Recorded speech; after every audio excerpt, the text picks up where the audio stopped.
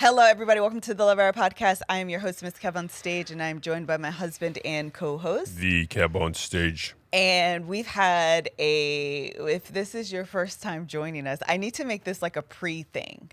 You know when people have the like pre-recording situations? Like, hi, welcome to the Love Hour podcast with your hosts, Kevin and Melissa. Like, I feel like I don't know why I did that like deep man. No, that made me realize what you were talking about. No. If your starts with my phone number, it's spam. Right. But what was I saying? Yes, if it's your first time here. No. I was going to say that. Hold on, let me go back.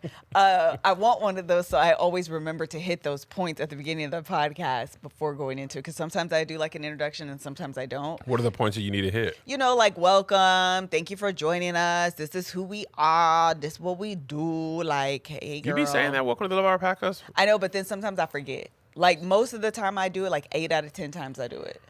But then there are like a few times where I'd be like, "Ooh, girl, you forgot to like welcome the people into your home." So welcome to the Love Hour podcast. This is a podcast where we are Kevin and Melissa, and we talk about. And then introductions are always so weird. I always feel like I have to start over. I can't just like pick up where I left off. You've put a lot of thought into this. Oh my God, I don't know why introductions are so weird. It reminds me when I was introducing. We have a friend or two friends, Shari and Sharice, and when we first moved out here, and we were at Awesomeness TV, and they were in. Sharice does like personal assisting, and Shari does like PR stuff. And I was like, oh, okay, yeah, we like totally know the Awesomeness TV people. I'll like totally introduce you and, you know, like we can get you guys a job or whatever. And so we were like all here for it. And then we went upstairs to do the introduction. And I was like, Shari and Sharice, what was the girl's name? Shauna. Shari and Sharice, this is Shauna. Shauna, this is Shari and Sharice. Okay, go.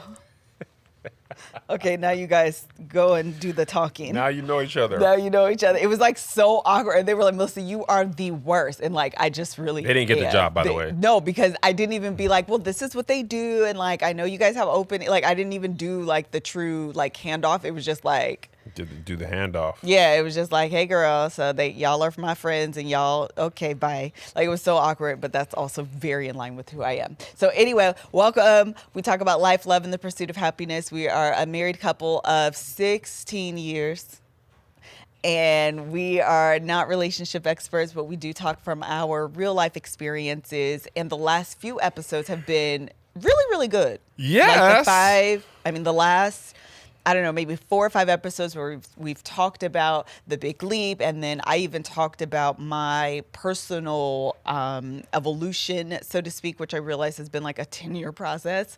We've talked about all of that. We got a lot of really great feedback. In fact, I was just telling Kevin, like, while I do receive emails all of the time, this last episode in particular. You thought I was worth emailing? Listen. Hallelujah. So many people emailed me. So many DMs that I received. So many reposts on just like different things that I said throughout the episode, which I'm like, I need to go back and like find those parts so I can repost them. But just so much of that resonated with a lot of people. And so, of course, what came from that were tons of questions. Even I know Melanie and Seth, shout out to Anatomy of Marriage. Make sure you guys follow them. They've been a guest on the podcast and they were on the conference as well, and I just adored them as a couple. But Melanie was like, listen, I am so proud of you, like, help me do the things, girl. And I was like, girl, so listen, I'm kind of fumbling my way through it as well, but I'm gonna tell you what I know. So I sent her some information. But from that question, her question specifically texted me, and then all of the emails and all of the DMs and just the questions that I've been receiving in general, I thought it would be a really great idea to do a listener Q&A. Yes. To answer some of the questions that people had and to kind of cap off that episode. So one of the questions that we received like the most was, please talk about the Sex Me Over campaign, because the last episode was all about my campaigns again. And they wanted to know about the Sex Me Over campaign. Do you want to add anything? I feel like I talked a lot. No. You're good? Mm-hmm. Okay. I'm learning to not talk all the time. Since when? This podcast today. Right now in this moment. Are you just tired? I'm always tired. You are. I realize I've been working out and hiking and lifting and eating right, which adds to my tired, but I'm pretty much always tired. I'm always yawning. We I be getting up at 6. You did yaw, Joshua? I be getting plenty of No rest, but then empathy. I just be sleepy. I'll be like, man, what if I was shooting a movie, but they wouldn't use the take where the cameras just be on you for the podcast. You can't even sneak a yawn. Okay, this is quite literally an example of one of the things that I admire most about you is that your fear of yawning is that you would be cast in a movie and would be yawning on set. Yes. The fact that that's where your mind goes, my fear is like, what if I'm driving and I yawn and I close my eyes and then all of a sudden I'm in a car accident? No. No, of course not. I'm going to be on set with Martin Scorsese.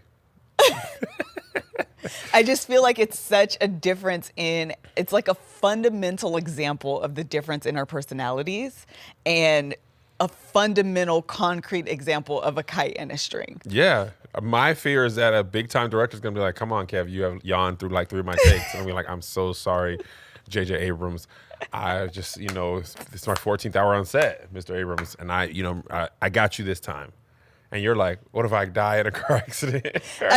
No one else has a fear of someone just said they have a fear of sneezing. I freak out when I sneeze or I yawn. Anytime I have to close my eyes and I'm driving, I'm always like, don't. My worst fear of sneezing is sneezing while eating coochie, because then it would be like mess up the whole thing. Like you're eating coochie, you're like, achoo, the whole thing's over now. Yeah, because pH is a concern. Yeah, even if you cover your mouth, you're like, you can't just go back in. You can't go back in. It's gone. It's unethical. It's unethical. The moment's gone. It's cold. Sneezes are cold. Now's a great time to hear from our sponsors. Hey guys, when it comes to beard, hair, and face care products, Scotch Porter's got you covered. What I love the most about their products is that they're healthy, non-toxic, and they really help me keep my face care on point. Itchiness, dryness, shedding when it comes to your beard and hair and blemishes, bacteria, and clogged pores when it comes to your face. I mean, for the bearded gents out there like me and Josh, who doesn't want a soft, thick, growing beard? This Scotch went left Porter's quick. better for you products include ingredients such as kale protein, while willow bark, biotin, and pomegranate enzymes to cleanse, condition, moisturize, and promote growth. Need some grooming products to get your routines into swing? Scotch Porter's for you. Listen, nobody's going to want to sit on your face if your beard is hard. They ain't sitting on no face where the beard is hard. If you want people to sit on your face, your wife, your lover, you need a soft beard. And I used to be trash with my face. I used to wash my face with regular soap you wash your hands and body with. I would use that on my face. Bar soap? Like Yes, bar bar soap. soap. Josh. And Melissa was like, Kev, you got to do better. And Scotch Porter was like, Kev, we got you. This morning, actually, first time ever. Lather up. Lathered up and washed my face. Smell. It smells. They have a very clean, manly scent. Very though. clean, manly. It's not like using her stuff. It's not super perfumey. Yeah, it's stupid for perfumey. It's not that. Right now, for limited time, take $15 off your order of $45, excluding accessory. Visit scotchporter.com and use the code LOVE15 Love15 at checkout, and you won't be disappointed. Have her sit on your face with grace. Scotch Porter. Okay, so They said make it personal. Sit on your face with grace is a great tagline. It And is. I hope They we can should- license it to them. At least for the duration of our show and our contract with them. what's funny is that as you're talking about this, I guess it leads right into the Sex Me Over campaign, and it kind of directly ties to the end of last episode as well. Yeah. So as part of I knew people were going to ask about this too. about what? Sex Me Over. Oh, you did? I figured people would want to be better. What do you feel like is some of the biggest points or takeaways? Well, to I talk feel about? like for you and me, really, for you more. Hello. No, this is what I mean. Someone said that they start saying hello in their real life because they listen to all Oh the things yeah, that I say. Melissa, I think it's Shari, and hysterical. Sharice. Yeah, when they I all got get it from together, them. it be hello. Sharice commented on my Instagram and just said hello, and I was like, I know exactly the sentiment behind this. When you're a purity movement church girl, sex is very taboo. Enjoying the fullness thereof, body pulsating orgasms, just feeling that in, doing stuff outside of the missionary position. The missionary's great for spreading the gospel. Yeah, but not necessarily for spreading them legs. You got a reverse cowgirl, 69, back shots, spooning, chandelier freaks, washing machine, counters, butt stuff. But no, I was think like, is this going to be an exhaustive list? You're just going to keep going? Kama Sutra, man. Okay. Sometimes you try some stuff and you realize your knees don't bend that far back. There's a lot of stuff in some books we've looked at. I realized I'm just not flexible like that. I'll tear my groin. But a lot of that is allowing yourself to be open to that. One of the questions in Dear Kev, I actually got it a couple of different times, is why are men uncomfortable with getting their nipples sucked? Yeah. Or licked, right? And I think a lot of times it's because we can't or don't feel safe saying, I like that. This is reserved for women. This is not normal. A little gooch play. Whatever your thing is, if your mind can't get there, your body won't allow you. Right. Even if you want to do it, Sure. if you can't get your mind in line with your body, then it won't be a great experience for you. So for the Sex Me Over campaign, part of what I realized in you was like, okay, what do I like? Yeah. How much comfortable am I? I know one thing that was really good for us was the red, yellow, green list. Yeah. You know, and there was, there was like, hey, there's stuff I'm more comfortable with if we're not at home with the boys in the other room. Like, now that our house is a little bit bigger and farther away from them, you know what I'm saying? We might have some more options open to us than when we lived in Washington, and their room was like literally one paper thin wall above, and they'd be busting in. There's shoot. I told this story before. There was one occasion my son had a Cars truck or toy that turned into an airplane. Mid-stroke, he comes in the room, waddles over there. Daddy, can you turn it back to car? Do you think I stopped stroking? One hand. You remember this? You. I just can't stand you. One hand, mid-stroke, flipped it over. He don't know what's going on. I slowed my strokes down so he wouldn't know. Flipped it over, handed it back to him. He walked back out of the room. This is an exaggeration. This is the absolute truth. JoJo came in with his diaper full. I didn't change him. This is not my problem right now. It's the middle of the night. It ain't going to hurt you. You need to go through some adversity. And he wanted me. I don't know why he woke up in the middle of the night to have his car turned back into a plane. Anyways. But he is. But the point that I'm getting to is that I keep saying "Make Me Over" because it's one of my favorite Tone songs. But the "Sex Me Over" campaign was more a renewing of the mind. That's Bible, renewing of the mind, like Apostle Wise Preach tried to do. He out here again. He said he don't want to be single no more. He put a new list out today. Kel sent it to me. She called him Apostle Megamind, and I was like, that's funny. Hilarious. But anyway. That's funny. Yeah, and I think Melissa has talked about this at length, and I think this is the big key. To remain a virgin until your wedding day required one mindset that was then useless to you on your wedding day. Right. But that mindset was how you framed sex. Sure. So you had to undo something that was both useful and valuable to you, but now was harmful. Right. So the first thing you had to do is have that mind change. Yeah. And then you got Goody Howard. Well, that was years later. But you couldn't have went straight from that to Goody Howard. No. And actually, I want to even take it a step further back. If anyone finds themselves in like a similar situation as me, you grew up very churchy, and this could, honestly, it can affect men and women. We did a conference one time, and the wife came up to me and was like, yo, you're talking to my husband. Like, he grew up and more identifies with your story and what you're talking about than I do. So it really can happen to both men and women. But one of the first things I actually had to do was relearn and then take control.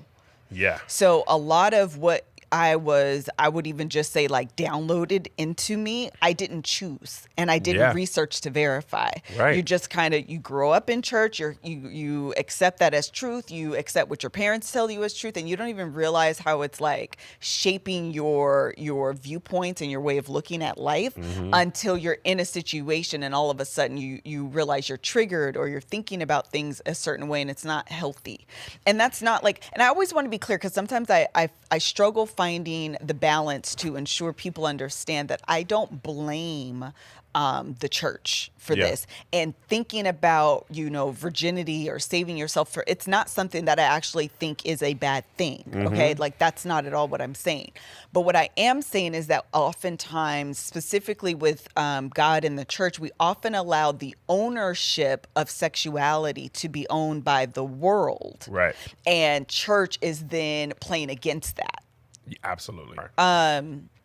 So what relearning meant to me, number one, I read a book called The Good Girl's Guide to Great Sex. And it was the first book, and I've always said this, where, if you've digested or internalized sex to be this thing that is for your partner and not something for you, meaning you don't identify yourself as a sexual being, it becomes a chore. And I've talked about this many of times before. It becomes a chore. Yeah. And that was the first book that I read, and I haven't read it in a while. So this was like probably 12 years ago at least, that I read this book. But when I read it, it was the first book that I read that I felt empowered to be a sexual being. I felt empowered to own my sexuality, and it wasn't just something I was doing for my spouse. It wasn't just something I was doing for you.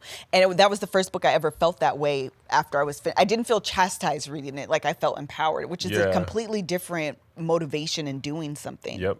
And so that was the first thing I did. So once I took ownership to control, then I was able to relearn and reframe things in my mind that allowed me to live in the freedom of sexuality in the way that God designed it to be, and not in the sin of sexuality that sometimes is what the church focuses on. Yes. Okay, 100%. I wanted to make sure that made sense. No, I get that. I feel like God designed sex to be for pleasure. If it were just simply for procreation, you wouldn't have pleasure sensors, And I think what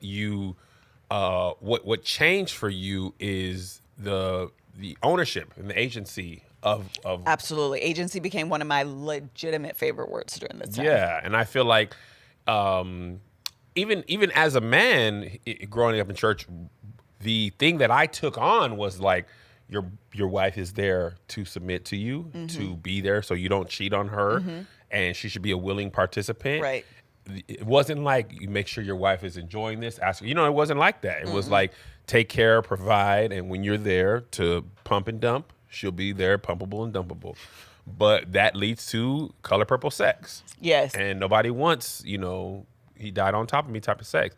And but sex is it's a dance, it's a motion, it's a communication. But if you're not comfortable with it, then it's Pound Town, Right. Nobody wants Pound Town. And also, the other thing I wanted to say was, the way we grew up, our parents and then our figureheads in church had such a profound impact on how we thought. And as the Sex Me Over campaign happened, that was when we decided, it kind of happened along, around the same 10-year period that we moved here, like kind of led up to it.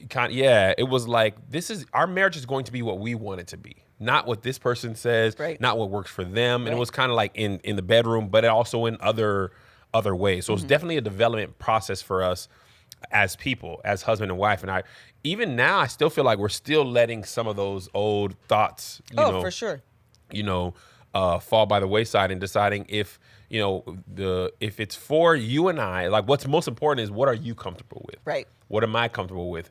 If you're not comfortable with it, and even if I want to do it, if you're not comfortable, we shouldn't do it. Right. And that goes both ways. So it's still a process. You know what I mean? What was in the church was so embedded in our mind. Those thoughts don't just go away. You know what I'm saying? It's like it's definitely like a process. I was talking to Toby and Yvonne one time a couple weeks ago. Did I mention this on the Love Hour before? I think I remember. I don't know if you mentioned on Love Hour, but I definitely know the story. Okay. But basically the point I just want to tell you don't even realize, like, sometimes you flex and you be doing it on purpose, but like the flex of a group chat that involves, like, let's all be clear, Yvonne Orji from Insecure. Oh, Emmy nominated? Yes, the Emmy nominated actress. Emmy Ma. And how do you pronounce Toby's last name? Wigwe. Weegwe? Tobe Chukudubem Wigwe. Don't say that man's whole name. That's his whole name. Okay, but continue. Tobe, my boy, though. But she was basically telling me and Tobe, or Tobe, like, you should go back and say this on set. Yeah. And he was like, no. And I was like, we are not 4 seasons in Yvonne Orgy. Right. But the reason I brought that up is because in your sex, if you don't feel comfortable, you won't be saying something. Right. And that goes for me too. Sometimes you'd be like, I remember early in our marriage, I used to want to have sex and I wouldn't want to get rejected. So I would literally lay in the bed and be like, okay, I'm going to count to 17. And then on 17, I'm going to say something. And then when 17 will come, I'll be like, okay, 34. Okay, for real, Kev, come on, start over. Okay, count to 11. And I would do that for like 30 minutes and then just fall asleep. The interesting thing about that is the sadness that is a sense of rejection, and then also feeling your sense of rejection and my sense of not fulfilling this idea of what it means to be a wife sexually. Mm-hmm. That's like I almost got really sad thinking about that, but a lot of couples go through that when sex isn't about my pleasure and isn't about what I want and what I need, and it's solely focused on you. Yes. And that was the mind change that I had to go through, of learning that sexuality isn't something that is solely owned by my husband. Isn't something that's solely owned by you. This is something that God designed and created for me as well, and I'm deserving of that. And so I have to learn to accept that. Yeah. And it's a lifelong process, for me. But the hard part of that, and this is like my own personal definition of brainwashing, is being confronted with the truth and still holding on to or believing the lie.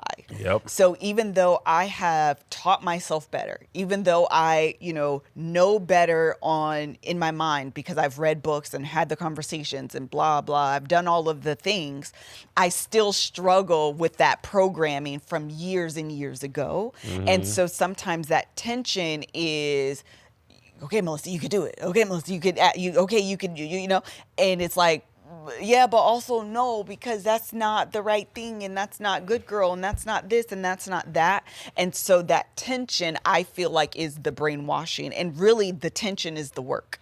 Yeah, because there's been times you've been like, I want to do something, but I cannot get out of my own head, and I just like stuck there. Mm-hmm. And I know I have had that feeling too. It's like the motion or the thing is right there, but you cannot get the words to come out of your mouth. And that's why I say it's a process. And I think you have to be willing to endure the process and the growth. And I feel like that's why, we could be married 16 years, but we have all these different phases of that. Yeah. You know what I mean? All these different things that goes for. But that's also why I was telling Patrick and them on the Squadcast yesterday. He was talking about he doesn't want to get married and stuff. Mm. And I was telling him there's the sex that you feel with someone who you love and have a connection with and have history with. That's something that you don't feel with just wham, bam, thank you, ma'am. Mm-hmm. And that's why I feel like, like athletes, they just run through so many women, but it's like there's only so much you can do. Everybody can suck a peen. Everybody can do this and that, but there's no other connection beyond the physical pleasure of it. Then you'll keep yearning for something more. And then you're Odell Beckham saying doodle on me, and you're just like, that's not enough either. Because you got to have that long-lasting connection. Monogamy. Okay, bye. I was going to say something, and then you said doodle on me, and child, that's when I became demonetized. This is demonetized if you put sex me over in the title, so we might as well go all the way there. That's true. Yeah, like if you wanted to get peed on in the shower and you say, hey, this is my thing, are you okay with it? And you be like, pee on me, then a person be like, well, I don't feel comfortable peeing on you. Then that's a break for them. Right. That's also what I think was really helpful in our relationship. Was gas and brakes, or accelerators and decelerators. Accelerators. That was a huge. This whole episode is about to be about this, isn't it? Yes. Okay. You can do the other listener questions next week. I told you, Sex Me Over deserved its own episode. I know, but you said no, Kevin. I didn't want to do it. I never want to. I told you, I always have struggle. Sure. With making sure that I have enough to produce a whole episode on just one topic. And so that's why I always worry about like doing a part 2 of something, because I'm always like, do I have enough to get there? And I don't want to beat a dead horse, so to speak. What was I about to say? I said pee on you in the shower. You said, accelerators, decelerators. Or Oh, brakes. yes. So the other huge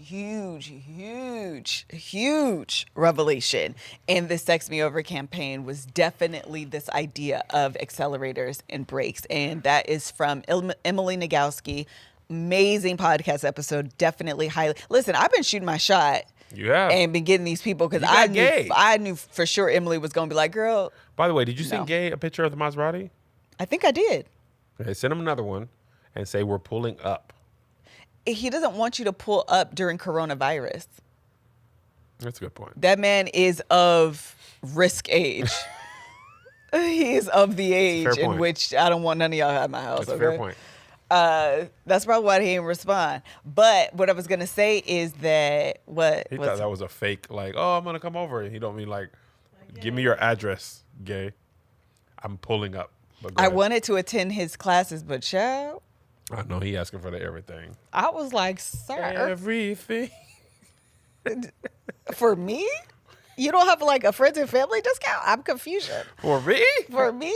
But the gas and accelerators, brakes and accelerators is a huge thing. And what that means, if you haven't listened to that episode, which I highly recommend you go back and listen to, with Emily Nagoski, or read the book, Come As You Are, I think is the name of it.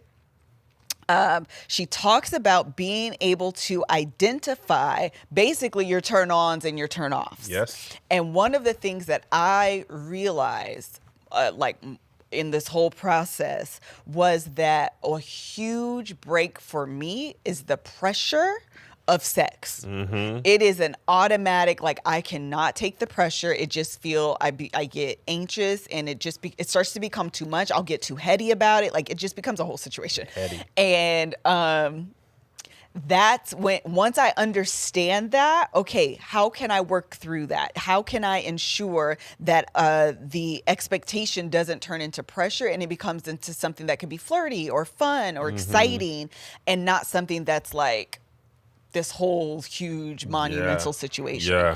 Because for some people, stress is an accelerator, and for some people, stress is a brake. And so for me, I'm interpreting that pressure as stress, and stress is a break for me. That is something that I need. It's a break. So when you expressed that to me, I realized and let me clarify this. Not that everything that your partner says is something that you can fix. Right. Right? Mm-hmm. But I realized so here's an example. I could take a flirty thing. Melissa's like, ooh, hey. Yeah. And I'm like, ooh, I got plans for you later, right? Mm-hmm. And that could be just a flirty moment, right, which is what it is now, right? Maybe it actually means we have sex later. Maybe it doesn't. Sure. But in the past, that was like, we are having sex, right? Right. So then now Melissa's like, see, every time I do a little flirty thing, then it means you absolutely have. Then I don't necessarily want to do it. Right. So now I've worked to just let those moments be what they are.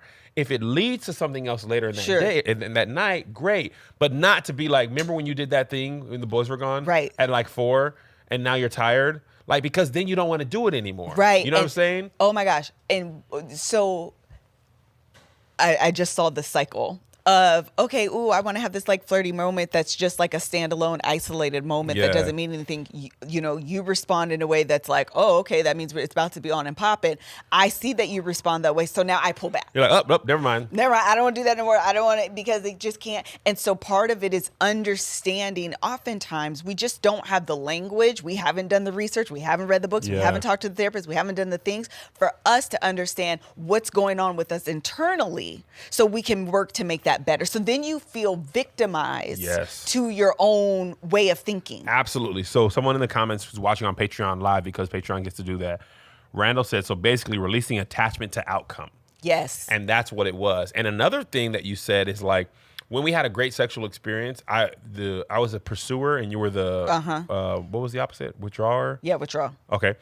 What I would do is be like, oh my God, that was a great thing. Can we do it again tonight? Right. And then I realized that puts a pressure on Absolutely. you. Like, I was like, oh my gosh, it took all of me to give you that, for us to have that great experience. And what I'm thinking is like, oh, that's great. Let's do it again. Right. But you now feel like it's 7 o'clock in the morning, and now I know you are looking for that today, which in turn makes me be like, I'm not going to do that like that again because I don't want the pressure. Absolutely. So it just allows me to be like, let's let it be what it is for that day and not try to chase those moments, those highs. You know, sometimes you have a great sexual experience. Sometimes you have a quickie or whatever, a hand job, you know, and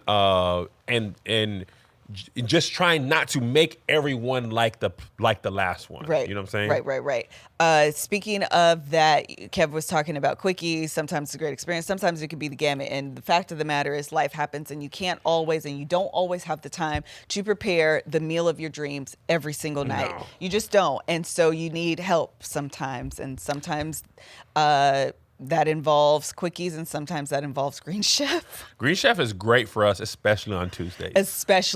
We film a Heavy. lot, and you get home 4 o'clock after meetings. The last thing you want to do is then go to the grocery store and pick out all these things. Or actually find a recipe. Then go to the grocery store. GreenChef allows us to have great meals, and they take a lot of the work out of it. Yes. They're easy, they're affordable, and they have meal plans for every kind of lifestyle. I typically buy the family meals, but I recently decided to buy keto meals because Kevin is on his healthy kick again.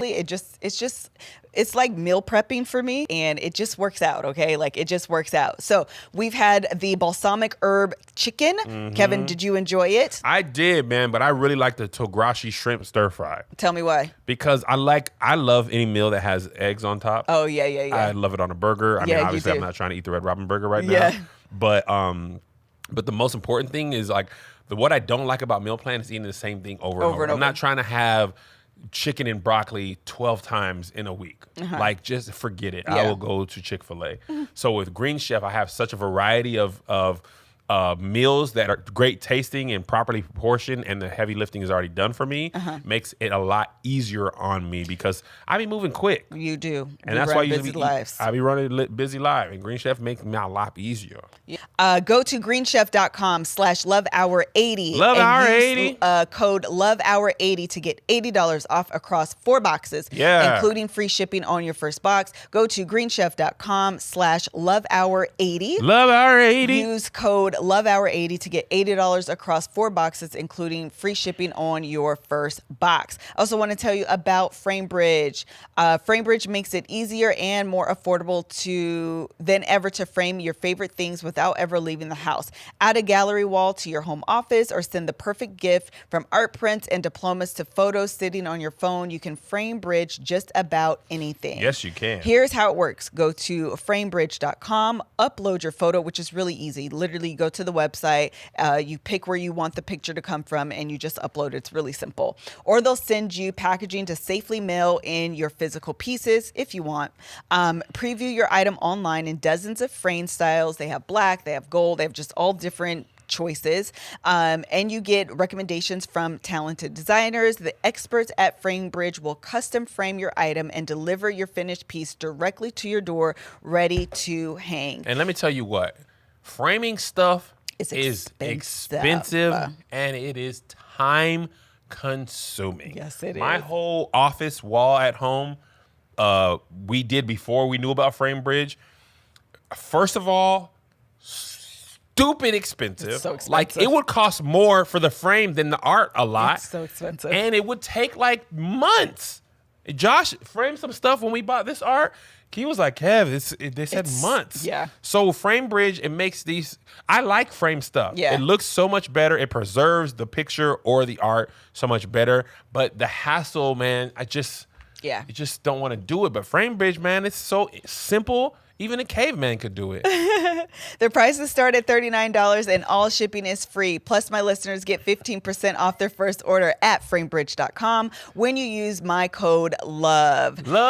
Get started today. Frame your photos and send someone the perfect gift, especially with the holidays coming around the corner. Go to framebridge.com. Use promo code LOVE to save an additional 15% off your first order. Framebridge.com, promo code LOVE. Again, Framebridge.com, promo code LOVE. A word that comes and codes. I can't. Okay, anything else you wanted to add to the Sex Me Over? We're talking about accelerators and brakes. So anyway, yeah, understanding your body, understanding accelerators, understanding what your brakes are. One of the things that I even found for me, myself personally, is that even when I think about the You're Worth It campaign and all of that, it all adds to it. If you feel like a granny all day, it's hard to get your sex juices going. Hard to get that wop. It's hard to get it going. Okay. Like, part of it is recognizing how you feel comes out sexually as well. So whether that's getting your hair done, whether that's wearing a certain type of underwear or Shaving no that coochie underwear, or whether balls. that's shaving, whether that's waxing, whether that's lasering. I feel sexier when my balls are smooth. Like, literally any number of things can help you just get yourself in the mood. And I do Get acquainted with yourself. What do you like? Whatever. What feels good to you? Those things Tell are your things partner. that you do. MapQuest for coochie. A little lower. Stop. Pulsate. Okay, but listen. Blow. Do those things first, Stop it. though. Dun, dun, dun, This dun, is dun. my personal advice. Do those things first for you What do you mean? and not for your spouse. Touch yourself for you? Is that what you're saying? Yes, get acquainted with your body, not for you, not for your spouse. Because that's agency, that's Ooh, ownership. There goes my skirt up under my hand. Oh my. Yeah, I think a lot of times we do these things and we think we need, like, oh my God, my spouse is like expecting this of me. I need to do this for them. Well, that's already, your motivation's wrong already. Like, you're already going into this wrong. Yeah. So you need to learn your body and learn it for you. You need to listen. If you're dating, you know, hey, I like Indian food, but I don't like spicy. Yeah. You need to have that same verbiage for your coochie. Hey, you know what? You do too heavy on the clit. I want you to go outer lab. It's like a playbook. Right. I want you to go soft on the outer lab. We're gonna run a play action around the vulva. You know, I like to be on the around the labia. Okay, don't go straight for it. You always going straight to it, ringing like a doorbell. You don't say hello. Go around the door, knock around it. The demonstrations are always You too just much ding, for me. ding, ding, ding, ding, ding, ding, ding, ding, ding, ding, ding, ding. It's overstimulated. You sound like that doggone Kanye song on My Beautiful Twisted Fantasy. Ding, ding, I bet Josh will do the song immediately. I have no idea what the song is. Stop ringing the doorbell. I'm coming. I'm not going to ever come. You keep ringing it like that. Go around the corner for a little while. See what's over there. Yeah, I literally can't. But you also have to be able to, like, express that. Yeah. Because otherwise your partner's doing what they think feels good, Yes. what worked on someone else, or what they saw in a movie. If you don't say, that's why I be telling people, the idea of being good at sex really means you can listen to your partner and 100%. do what they like. 100%. If, heaven forbid, you get divorced from me, that next person's not going to immediately know what you like. Right. You will have to tell them. Right. It's like steak. Do you like it rare, medium well done? As much as we try to tell people about well done, that's not the best. Some people are like, I don't care. Yeah, they do. I like well done. Dry. You know what I'm saying? tough That's steak. not WAP. That's dry. It's not WAP. That's dry. So anyway, I say all that to say that's why it's important to know what you like for yourself. And Yes. that's outside of sex. How No, do you like to absolutely. be entertained? What kind of movies do you like? How do you like spending time alone? That's another thing this pandemic has taught me. I don't know how to exactly phrase this, but the need for alone time without your spouse. Oh, so important. Before quarantine, that just kind of happened, right? Especially for us. Yeah. I was on tour. Even when I was on, you get your nails done, your hair Yeah. done, you go to a homegirl's house. In quarantine, it was hard to say, I just want to be alone. Right. And that doesn't mean I don't love you. I just, like a week or earlier this week, you went to help Danny. Oh, yeah. And I stayed home and played FIFA for like 4 hours. Did you enjoy yourself? I'm talking about. I was just the boys didn't bother me. I didn't text you. You know what I'm saying? Make sure you're okay. You went and hung out, then you came back. Like, I think that you need that time without the guilt. You know what I'm saying? So I think sometimes we think of marriage as an assimilation, and there still needs to be differentiation. These are all words that make sense. We think so much about this idea of becoming one, which is important. You know what I mean? Like, you do need to become one. But I also need to ensure that I don't lose me. Yep. And solely take on Yes. you. You know what I mean? And Because then you'll also resent me. yes. And that goes with all aspects of our life. And that's why it's important to know and be able to stand firm in like who you are and what you like and what you don't like and what, like, whatever those things are, what makes you tick, what makes you turn on, what makes you turn off. All of those things are so important to bring into a relationship. Otherwise, I'm expecting you to know me better than I know me. Well, that don't make no sense. And how? How? How would a person know? How would a person know? And I think there's a certain amount of sexiness that can go into telling someone what you like. It doesn't have to be rigid. It doesn't have to be stop. Do this. It could be like, okay, that feels good. Okay, try something new. A little softer. Yeah. More, you know what I'm saying? Like, that can be part of the game. It doesn't have to be like, turn left in 300 feet. You know what I'm saying? Like, I think a lot of times this is me included, we feel like because we learn so much about sex from Hollywood, and they don't really do that in movies. Right. You know what I'm saying? You think, oh, you're just supposed to know. But real life isn't like that. It's not a healthy sexual experience, just guessing. No. And also, what happens in life, just like your taste buds change, what you like in sex might change. Oh, absolutely. What you used to like, go ahead. No, You go ahead. Oh, I was just agreeing with you. Oh. But yeah, I just think you have to be open to all of that change as it happens. That's kind of why you got to be in constant communication. Like, iOS 14 just came out. It's a huge update. It's messing My phone up. Messing your phone up, messing Josh's phone up. But what you have to do if you have an iPhone, we talked about this in the Love Hours, it's still a great analogy. You have to take some time to get used to that and learn, how does this work? How does that work? And then go from there. You have something on your face. I think the thing that we often do, and part of my own Sex Me Over campaign, is taking again that ownership and that agency back.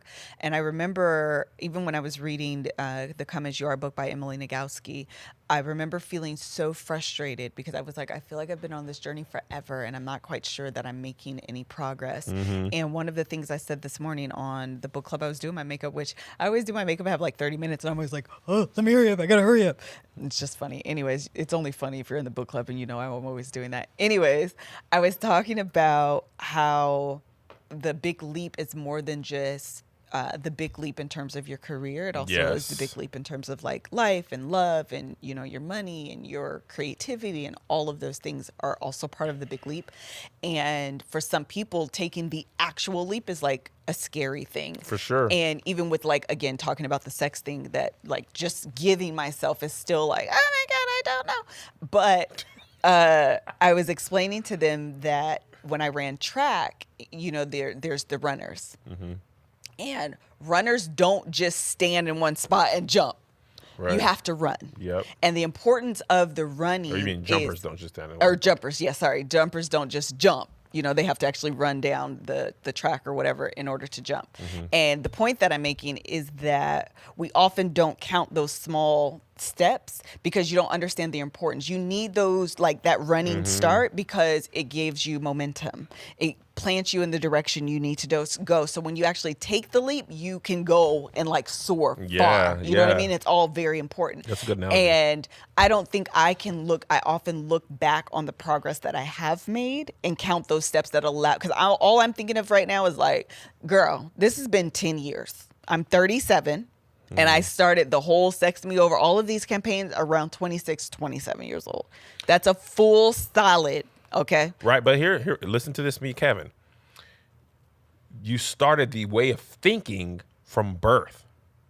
Right. So you're undoing 27 years of time. Sure. It's not taking 27 years. You know what I'm saying? Like, you have to undo that stuff that you know, because we remember, I don't remember, we've had so many great guests on here, but I want to say it was Melissa, Sex Positive Family. Yeah. She was talking about when you're changing a little girl's diaper and they, you know, their hands go down there. You're like, stop, don't touch that. That is this is wrong. I should not, touch myself at all. Like, that's before they even have words. So true. You've been popped or scolded. Yeah. Like, don't touch Absolutely. Don't touch, don't let anybody else touch it, and neither do you. Yeah. So you don't even realize why this is wrong. You know what I'm saying? So from 27 to 37, you made huge progress. Yes. Huge. But sometimes it's hard to, even the other day in my memories on Facebook, my show Up For Yourself video came Yeah. up. And I'm like, girl, this was 4 years ago. Yeah. Okay. Like you're just now doing it. But all of those things, again, it's just the steps that allows you to like get to this moment today where you're actually able to leap. And you also are a person that you take steps, and even when you're committed, it takes some time. Yeah. I'd be like, I'm going this way, I'm going this way. I'm going this way, I'm going this way. You be like, okay, let me think Slow about this, moving. research, do this. Okay, I feel comfortable about this. We're now in the process. Let me do this, that, and that. Be sure about, you know what I'm saying? So that's also just part of your personality. Yeah. But a lot of times when we are thinking about where we're going, we don't realize how far we've come. Right. That's And the I point. feel like you have come so far and so many times. Thank you. So many times. Pop it. Bam, bam, bam, bam, bam, bam. Pull it. Suck it. Oh, that's not the word. Lick it. Lick Twist it. it. Twist it. Oh, you licked it. High score 4. Bop it. Bop, bop, bop, bop, bop. Are people Pull even it. going to know that? Twist it. Smooth it. Another, what are you doing? I hit the wrong button. Speaking of coming really far, we all need some help sometimes and a person to talk to. And listen, being brainwashed and taught one thing and trying to overcome those things is a very difficult, hard process and often something you cannot do alone. And that's why we want to tell you about BetterHelp. BetterHelp, that's HELP, is a service available for clients worldwide. You simply log in, you find your therapist, you choose the boxes of what you want. Today. BetterHelp? For who? For me. My next therapy appointment with my therapist ain't till next Thursday. Oh, yeah, you need to. And I got some things on my heart. That's the great thing about it is that they're available. You can send them a text message. You can send them, they have like a little chat feature and the person will respond to you. You could do video calls. You can do phone calls. Any way that fits your lifestyle, they have available for you. So therefore, therapy is not an excuse. It's not, or you can do it is what I'm trying to tell you. I just think that as technology advances, Sure. we should not have to go and drive and sit in someone's Exactly. office. And you shouldn't be subject to as good of therapists that live in your area. Yeah. You might live in a remote part of the place of the United States where you don't have access to the top quality therapist. Right. But with BetterHelp, the internet has closed that gap, and they're hiring therapists every day. They're hiring therapists every single day because, we're in a world right now where people need help. They need someone to talk to. And do not feel bad about it. No. Get on here, find your person, sign up for therapy, get the help that you need, get the help that you deserve, and live the life that you deserve to live. And take the leap, child. This is a leap, too. Listen, the best thing to come out of quarantine for me was a relationship with a good therapist. Yes. It has allowed me to navigate a lot of difficult situations and to address a lot of childhood trauma and stuff I didn't even realize was there. And it allowed me to live my best life. The big leap came from therapy. Yes, that it book sure did. was a recommendation from my therapist. Visit BetterHelp.com/Love Hour. That's Love BetterHelp, HELP, and join the over 1 million people who have taken charge of their mental health with the help of an experienced professional. In fact, so many people are using BetterHelp that they're recruiting additional counselors in all 50 states. Special offer for our Love Hour listeners for 10% off your first month. Go to BetterHelp.com/Love Hour and go today to start living Love a Hour. happier, healthier life today. Okay, I think that's all I wanted to say on this Sex Me Over campaign. Okay. I feel like we covered it really well. Yeah. Maybe we'll take the last 10 or 15 minutes to answer questions Sure. for anybody in Live the Patreon. Or, Yeah. Oh, live from Patreon? Yeah, Okay. live from the Patreon. So we'll let you guys, if there was some questions that we didn't answer as far as the Sex Me Over campaign goes. Okay, here's a question from Bobby Bacon. I hope you don't mind me saying your screen name. I think that's Boo. Booby Bacon. It is Booby Bacon. What do you think church leaders need to do better as far as being sex positive? I'm of the mindset that isn't the church's responsibility. I think a lot of times our parents put everything on the church and forced the church to do some things that were the parents' responsibility, and we blame the church when it wasn't really the church's responsibility to begin with. I feel like we were pseudo raised by the church when our parents could have said, "This is what I feel, what I think." You know, you disagree? I think I agree and disagree. Okay, so I do agree that parents as a whole need to do better educating their children on sex and like putting forth this idea of being sex positive. I also think that if the church is going to have a conversation about a whole entire like purity movement, I get that part. and we're going to talk about abstinence and we're going to like freak you out away from sex, then the conversation also needs to be had as well about the That's beautiful fair. thing about sex. You're saying if you're going to talk about sex in all these other ways, then you have to give the full picture, Exactly. or leave it to the parents. Exactly. I guess that's fair. what I'm saying. No, that's a good. That's a that good it point. should just be a more balanced conversation. I think sex is often framed in the context of sin. It's often framed in the context of something the world owns. Yes. And not something that God created and not something that was designed by God. Yeah. And I think the church should take ownership of that back. Yeah. It is something that God Well, I think created. It part is of the something ownership- that's beautiful. The church says when you're married, do this. Everything is cool. Yeah. But people are waiting longer and longer to get married. Yes. And there's people who are divorced, and then it's just like there ain't no advice for you. Right. The only advice is get married and stay married.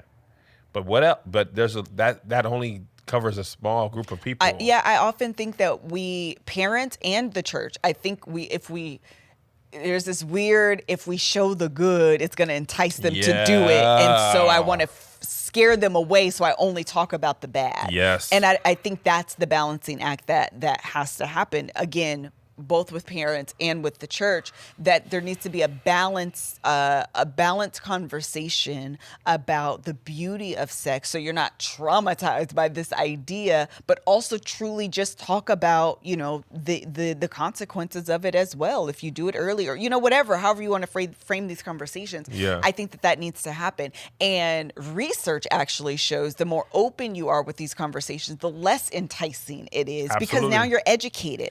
You're educated from a balanced perspective, not something that's so you're so afraid of doing that everything is shiny and glitter and gold. It's so enticing because I can't do it. Yeah.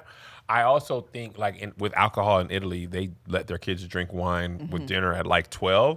And they have a very low alcoholism rate, drunken rate, because it's not like a even thing. in college, kids aren't having these drunken parties and doing all of the things because you've just been taught a balanced, responsible approach to alcohol. And part of the allure is it's forbidden. Right. So I want to go and do it because I shouldn't be able to do it. I haven't been able to do it, so now I'm going to. Right. But when you don't, when you talk about sex in its wholeness, the goodness, the bad, the consequences, the results, then it's like, okay, I actually have a clear picture. I can decide on my own. I don't think that's for me Absolutely. right now. We had a couple questions. One I saw a lot was, what do you do when your husband is the person who has the church mentality?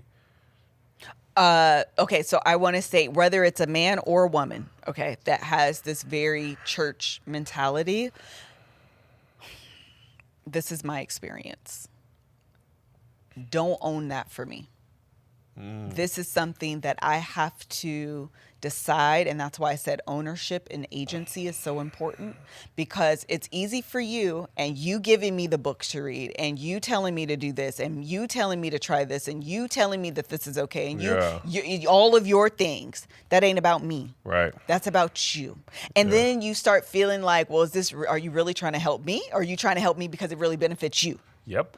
And if I decide to do this on my own, I know that it is for me. Yes. And that's why I said, even learning my body, I don't do this so I can then immediately be like, okay, Kev, so this is what, no.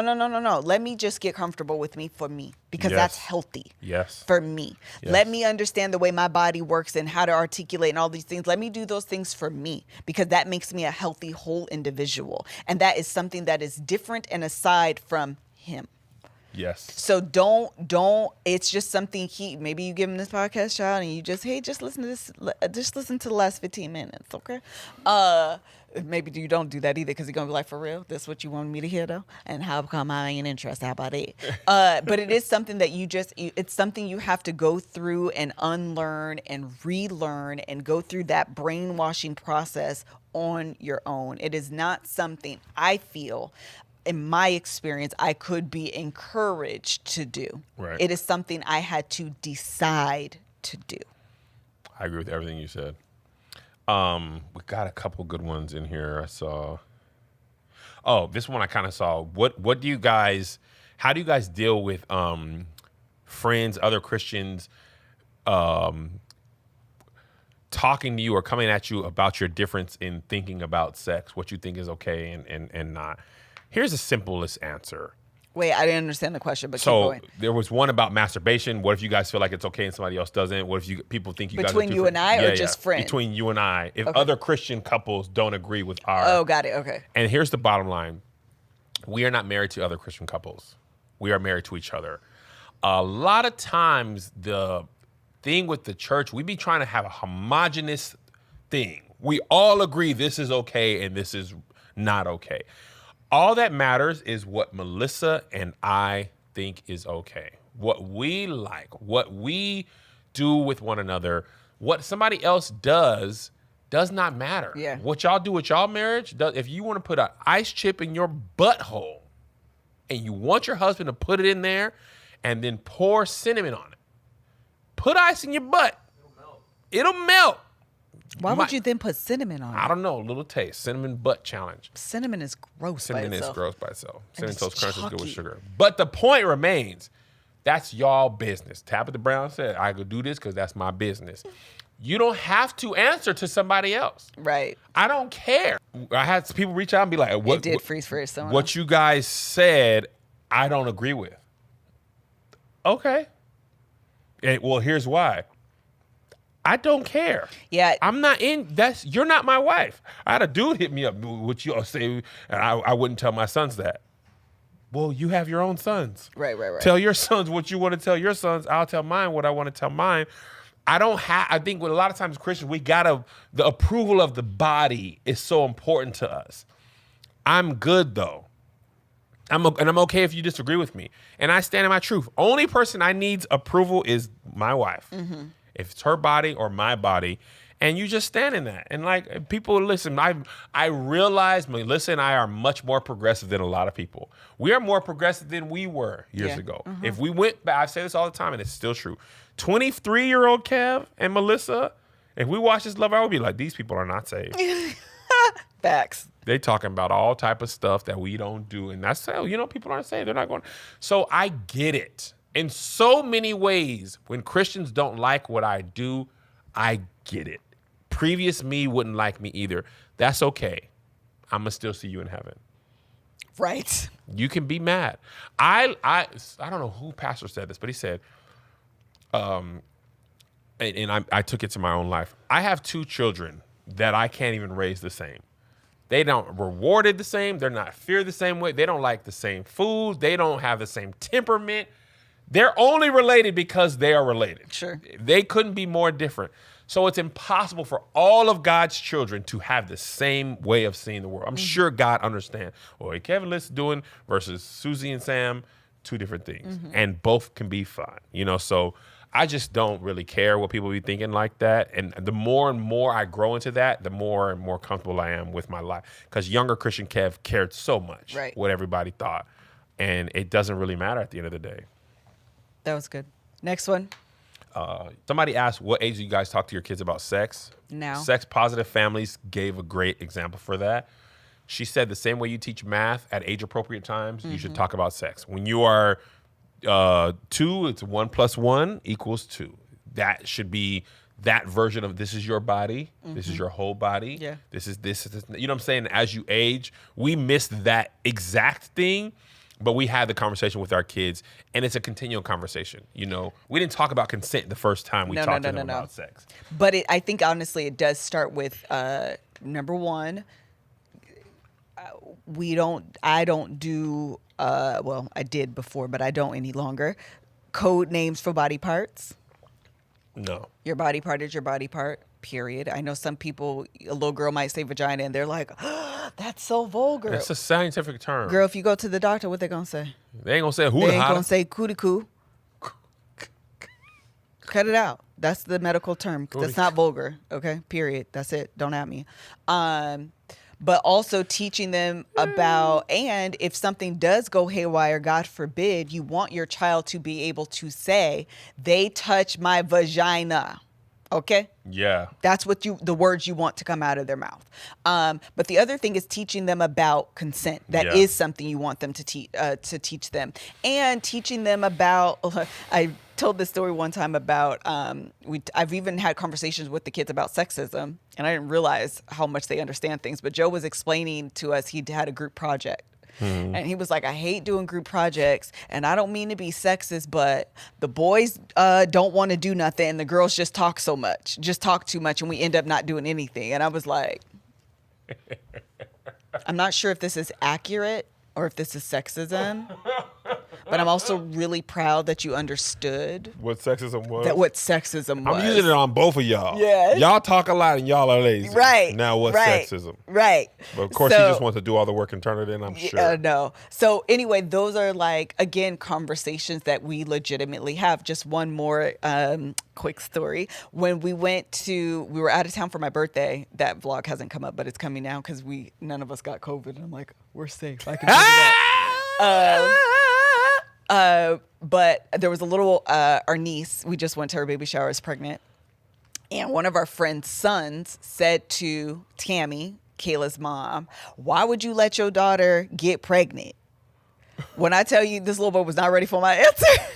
What did you say? I was like, first of all, Jalen, she's a fully grown woman. She has agency over her body, and that has nothing to do with her mama. He was not ready for Love Our List. You are not ready. I understand you're 11, but let's have a conversation about a woman. First of all, a woman having agency over her body, okay?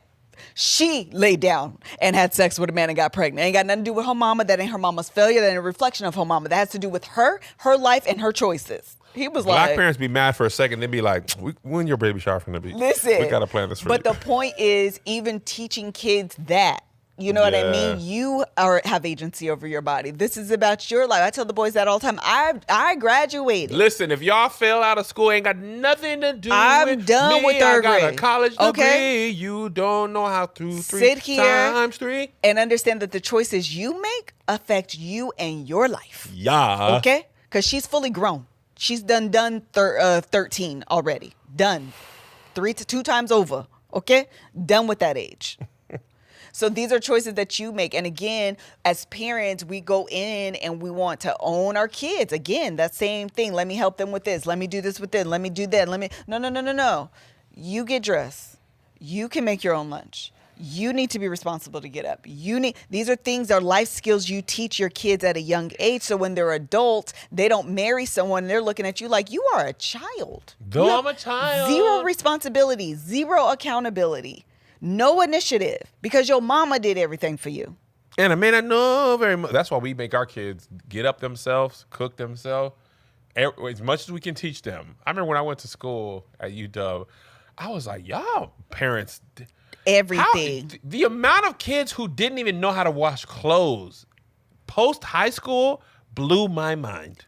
Crazy. We washed clothes. My mom, first of all, wasn't even a doggone transition. One day when I was in 5th grade, she was like, I'm tired of washing your clothes. Listen, the day is coming for these kids. This is darks. They go in cold. These are mediums. They go in cold. These are lights. They go in hot. Bleach. Fabric softener here. The little dryer sheets here. Fold your clothes when you get them out and put them away. And I was like 11, 10 or whatever, maybe 9, I guess. I don't know if you're in 5th grade. I'll be knowing ages and stuff. I don't either. Joe's what, 12? Yeah. In 7th? Yeah. So 10. Sure. But that was the last time. And my mom never washed my clothes again. And I'm not saying your kids have to wash their clothes every time. Sure. By the time they leave their house from high school, they have never even done it once. No, they should. Absolutely. That is preposterous. Yes. You know what I'm saying? Also, when you're poor, your parents ain't got time for all that. No, which is why when you grow up in, we are all over the place, but why when you grow up in a single parent home, you end up growing up faster because you have to. Yeah, ain't nobody got time for that. Yeah, you have to. You gotta learn to cook or you're gonna be hungry. Right. Anything else you wanted to add? Gotta pee. I do too, actually. I'm not alone. No. I am peeing with you. Thank you so much for watching today's Remember, Love Hour cinnamon, episode. Ice up the butt. Don't Cinnamon. do.